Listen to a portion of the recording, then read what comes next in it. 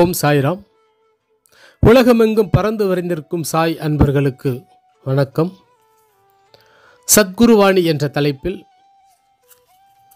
ஷிரடி சாய்பாபாவின் அருள் வாக்கில் இன்றைய வாக்கில் நாம் பார்ப்பது, உன்னுடைய கர்மா கரைந்தவுடன் யோகம் தானே வரும் என்ற பதிலுடன் பார்க்கலாம்.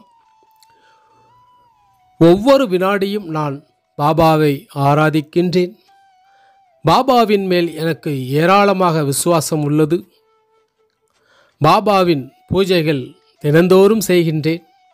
இருந்த போதிலும் துக்கமும் கஷ்டங்களும் வராமல் எனக்கு இருப்பதில்லை.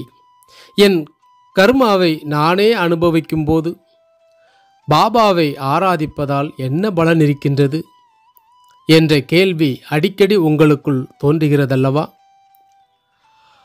அப்படி கேள்விக்கு நான் சரி என்று சொல்ல முடியாது. என் அனுக்கிரகத்தால் இந்த பிறவியில் என்னை நீ ஆராதனை செய்கின்றாய், என்னை வணங்குகின்றாய்.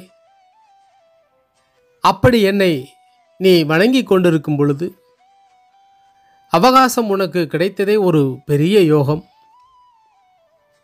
நீ இப்பிறவிக்கு சாட்சி. நான் உன் பூர்வ ஜென்மங்களால் அனைத்திற்கும் சாட்சி. உன் கடந்த பிறவிகளில் தீவினைகளால் நிறைந்தது. கர்ம ராசிகள் குன்றுகளாக சேர்ந்திருப்பதால் அவற்றை நான் குறையும்படி செய்ய வேண்டுமல்லவா? பூர்வ ஜென்மங்களின் உன் சமஸ்காரமே இந்த ஜென்மத்தில் சுகதுக்கங்களாக வந்து கொண்டிருக்கும். அவற்றிற்கு நான் சாட்சி. இந்த கிரமத்தில் உனக்கு சுகம் கிடைப்பதில் சிறிது காலதாமதம் ஏற்படுகின்றது. உன் செயல்கள் வெளிமுகமாக இருக்கின்றது, என் செயல்கள் மறைமுகமாக இருக்கின்றது.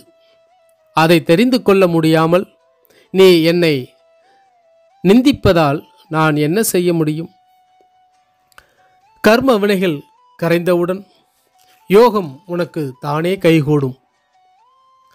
மனதில் ஏதேதோ கோரிக்கைகளை வைத்துக்கொண்டு நீ என்னை ஆராதிக்கின்றாய். அந்த கோரிக்கைகளின் நன்மை தீமை உனக்கு தெரியாது. நிறைவேற வேண்டும் என்ற ஆவல் மட்டுமே உன்னிடம் இருக்கின்றது. உனக்கு நன்மை பயக்கும் கோரிக்கைகளை மட்டும் நான் நிறைவேற்றுகின்றேன். மீண்டும் உன்னில் மற்றொரு கோரிக்கை துளிர் விடுகின்றது. அந்த கோரிக்கை நிறைவேறாத போது என் மேல் உனக்கு நம்பிக்கை குறைகின்றது. சிறுவன் விளக்கை நோக்கி நகர்ந்து செல்கின்றான். அதை தொட நினைக்கின்றான்.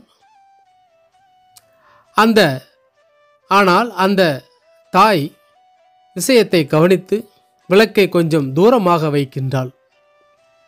சிறுவன் அடம்பிடித்து கோபித்து அழுகின்றான், கோவப்படுகின்றான். அந்த அழுகை தாய்க்கு இனிமையாகவே இருக்கும்.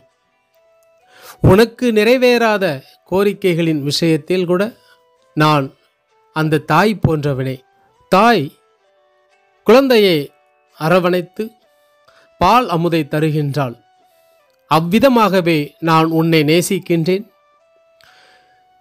எப்படி பால் அமுதை